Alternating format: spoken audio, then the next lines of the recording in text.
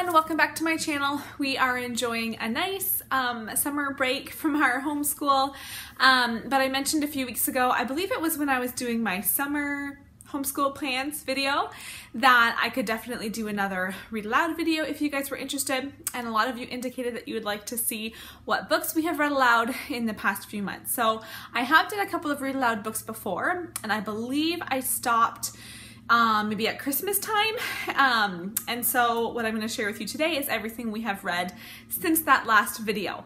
So I'm going to share those read alouds with you. We are also doing read aloud through the summer. We are really reading aloud almost every day through these summer months, every like Monday to Friday at least. And so I'm going to just quickly share with you what books we've read, what we thought of them, how the kids enjoyed them. I don't have very many hard copies today. I have 3 hard copies to show you. 1 is a library book and 2 are our books. We have read aloud. How many am I going to show you? Probably at least 10 or 12 books I'm going to share with you today, but we have gotten the majority of them from the library. So the library is an amazing resource for getting books, of course, and we definitely make use of our library. And so all that being said, that's why I don't have very many copies to show you today, because most of these books we just borrowed from the library, read them, and then returned them. But as I'm talking about these books, I will try to provide some little insert here of a picture of the book that I am talking about, but let's go ahead and get started. The first book we read was Stuart Little. This is a book by E.B. White, and it's about a little mouse who can talk and acts like a person, and he lives with this family. He's one of their sons, a human family, but he is a mouse. And the kids really enjoyed this exciting adventure. If we're talking about mouse books, I would say overall they enjoyed the Runaway Ralph series by Beverly Cleary that we read this past fall more than they enjoyed this Stuart Little book, but they did listen well and enjoy this story. The next book we read was Pippi Longstocking. Oh, that's one of the books I have. This is one that we actually own. Pippi Longstocking, it's about this cute little girl, and she lives all on her own with a monkey and a horse, I think.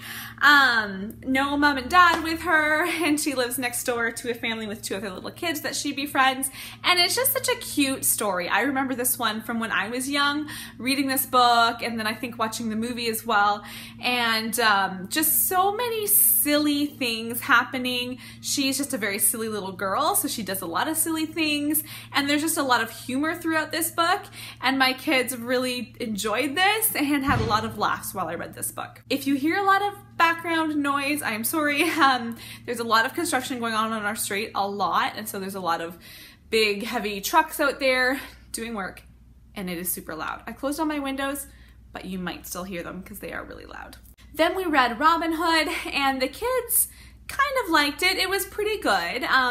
The copy I chose had a lot of pictures in it, so the kids really enjoyed seeing all the pictures throughout the book. I would say I lost them a little bit through some of the stories. They're like, wait, who's this story talking about? And there was a little bit of confusion and definitely conversations on, is he a bad guy or is he a good guy? Because yes, he's an outlaw, but he's also the main character and he does good things. And so there are a lot of conversations on like, no, he's a bad guy. No, but he's a good guy. So that was interesting.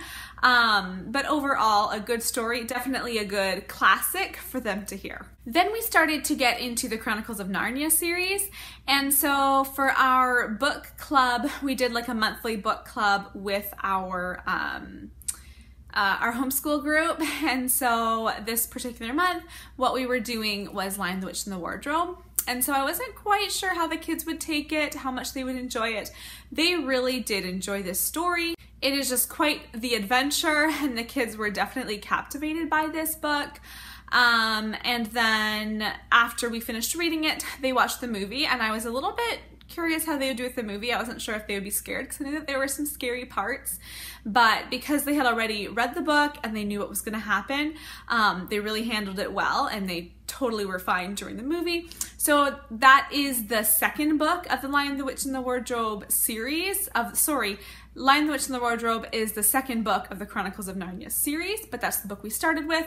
And then we went on after that and read the first book of the series, and that is The Magician's Nephew. They also followed along really well to The Magician's Nephew. They loved it. They really were interested in hearing how Narnia became a place, the adventures of, it's been a little while since I read it now. I don't even know if I can remember the names of the two kids in the story, but they find out about Narnia, they travel to Narnia, they find the White Witch who comes into play in The Lion, the Witch, and the Wardrobe, and so that was all very interesting. Then we went on to the third book of the Narnia series, and that is Horse and His Boy, and I kind of lost the kids on this one.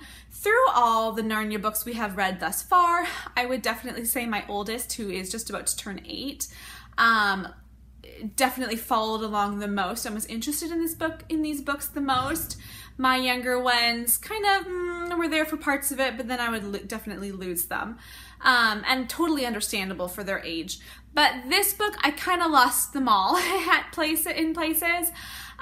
There was a lot of conversing in this book, which gets old when there's just a lot of conversing, and as I'm reading, it's sometimes hard for the listener to follow who is talking.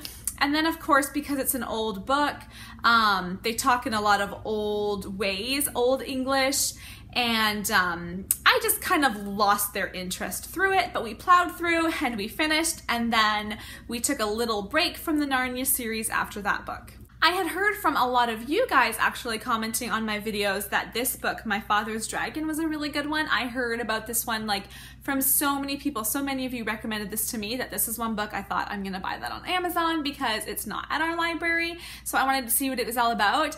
And it's about, it's written by a little boy. Through this whole book, he's talking about his father back when his father was a little boy. So he keeps talking about my father did this and my father did this. But he goes on this adventure to find this dragon who is trapped on this island with other animals, and along the way he finds many other different animals that he has to trick so that he can get past them to rescue this dragon. He uses a lot of creativity and just his imagination to get these animals to kind of work for him in letting him pass. And just a really cute little story. I've never heard this one before, but we all enjoyed it. The next book we read was Sarah Plain and Tall, and this was another book that our whole homeschool book club read together. It's a pretty short story, shorter than I remember from when I was young reading this book. I think it has 9 chapters, so it's a really short story. And it's about a family, which is a dad, and then his daughter and son. This book is mostly about the daughter. They have lost their mom, and then the father writes to this woman.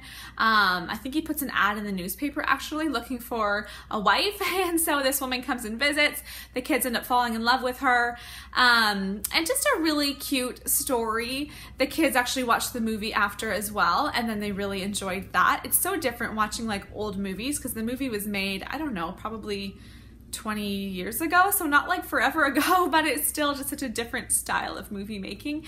But the kids enjoyed it. It might have been a little bit tricky through the book, just a couple of times figuring out who is talking, because there's a lot of this, like especially when there's just two people talking back and forth, one said this and one said this, and it's sometimes easy for the kids to lose who is saying things if it's not always saying in the book who is saying it, if that makes any sense. But that was a really good book. The next book in the series is called Skylark, and our library doesn't have Skylark, so we actually skipped that book and went over to the third book, which is called Caleb's Story. And so Caleb's Story is what we read next. This is another book in the series, of course. It's the father has married this bride now, and they have a third sibling, and this book is about Caleb, who is the second child. And so he is the main character in this book. They meet their grandfather who they've never met before, and that brings up some conflicts. And Caleb, the boy in this story, has a journal. And so at the end of each chapter, or sometimes in the middle of the chapter, he would write something in his journal. And as I'm reading, there's no preface to it. It just starts out. Sorry, my phone. So I just had to say every time, okay, and then Caleb wrote this. Otherwise it was it was easy again to lose them in that part, because if they were reading it, they would understand, but because I was reading it to them, I had to just add that little insert there. The most recent book we just finished, and it's from the library. We just finished it today, and it's Prince Caspian. So we're back into the Narnia series. This is book 4. There's 3 more to go, but this is book 4. This book was a little bit more exciting again, more exciting adventures with Prince Caspian, and then Lucy and Edward and Susan and Peter are back in this book too. The kids are actually excited because when they're done their rest time, they're going to watch this movie today because we finished the book. And this book did keep their attention a bit more. Again, it's mostly my oldest son who really listens to these books, who really follows along, but it's a very exciting book, a lot of battles, of course, which keeps his interest. Again, there was a little bit of conversing where both two things. Number one, it's like, who's talking? What are they talking about? Who is it that's saying this? And then it's also just kind of you lose them a little bit when there's not exciting things happening. It's just talking. So that was only just a couple little spots. For the most part, it was just exciting adventures. So that is where we stopped. We are actually going to take a little break from Narnia just because my younger ones didn't really enjoy it, and so I don't want to just totally lose them for a long time as I am reading to just my oldest these Narnia books. And so we'll probably take a little break and then we'll get back into them. I believe we have The Voyage of the Dawn Treader, The Silver Chair, and The Last Battle. So 3 books still left to go, but we'll get into those probably in the fall sometime. And now we're gonna get back into Little House. We did the same thing with Little House. We read the first 3 books. How many are in the series? Is it 7 or 8 or something? I think we read just the first 3 so far, and then we took a break. So I haven't started it yet. I put my bookmark in, but we're gonna start it next. And so this is on the banks of Plum Creek. It is the next book in the Little House series. And this one was a little bit more interesting to my daughter, who is 6, more than the Narnia books. So it'll be nice to get back into these ones. And yeah, that's what we're looking at right now. Basically, for the next few months, I think we're going to finish the Little House series and finish the Narnia series, which will take us a bit of time. And then after that, I'm open to your suggestions. If you guys have more suggestions for read aloud books for me, for my family, let me know down in the comments below. And let me know what you think of these books, if you read any of these ones, if you have read them aloud to your kids, what they liked or didn't like about each of these stories. And subscribe to my channel. I will be posting more homeschool videos in the next couple of months as we're coming up on a new school year. Crazy. But first, we're just going to enjoy this summer. And I'll see you guys in my next video. Bye.